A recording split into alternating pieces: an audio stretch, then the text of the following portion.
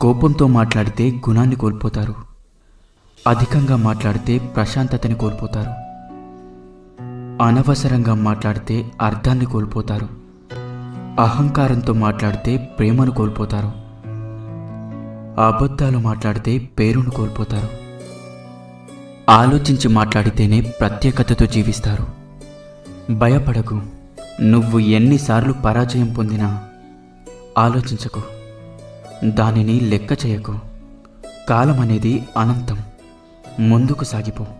నీ యొక్క ఆత్మశక్తిని మరలా కూడగట్టుకో.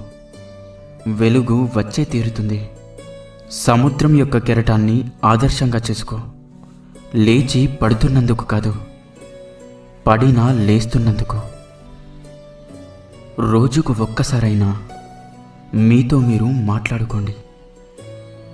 లేకపోతే ఒక అద్భుతమైన వ్యక్తి